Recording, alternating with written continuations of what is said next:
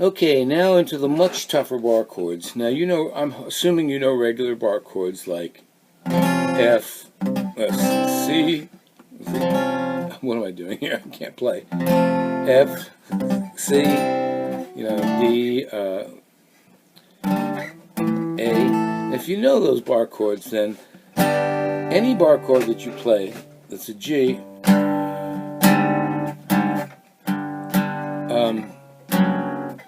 you have to play it's a nightmare. These major sevenths is what we're talking about, barred major sevenths.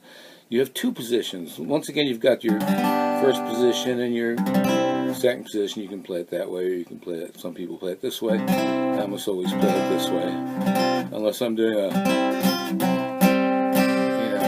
if I need to use that. But generally I just use these for second position sort of chords.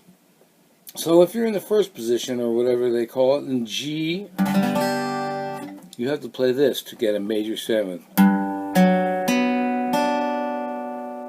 Okay, so you're playing your pointer here. I guess it's really an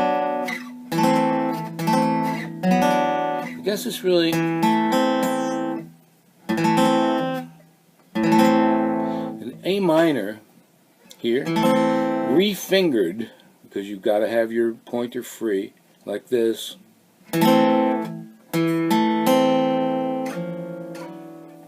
And then if you put your thumb, so if you do this,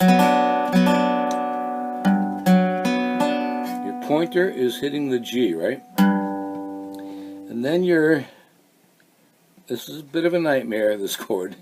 Your ring finger is on the 4th fret, 4th string. Your pinky is on the 4th fret, 3rd string. And your ring finger is on the 3rd fret, 2nd string. And you're muting, so it makes it even harder, you're muting your A with this finger on the G, right? Let's see. So you're getting but this major seventh is incredibly beautiful and usable and movable.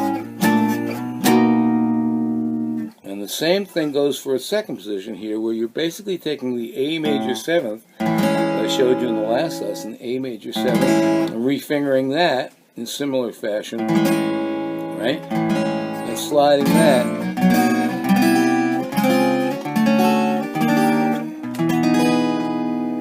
Really important chords for things like Dewey might go on a 12 string,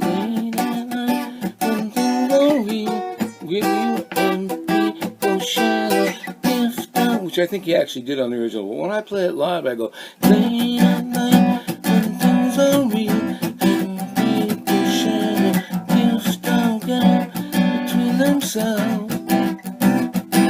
So please believe in me when and that's not a major seventh, that's a jazzier thing. I'll show you next time, but basically it's a jazz chord. And so these major sevenths are really critical for anything, if you're playing any of those beautiful sounds that you get. Alright, now if you have any questions, let me know.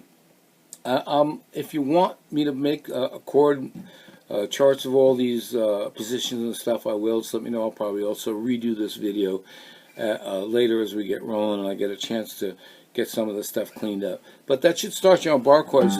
Do keep in mind, it took me years, many years to get this clean. This was very hard for me, and I'm sure it could be hard if you're starting out.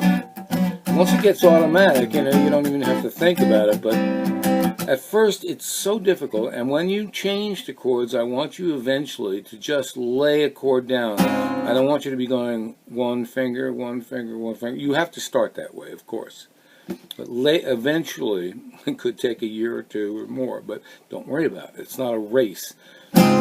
So just work on those things, kind of. And understand it's pretty difficult to get these fingerings, fast and easy. But it's important to do, because To play good full-rounded music, you have to have great bar chords. It's just essential.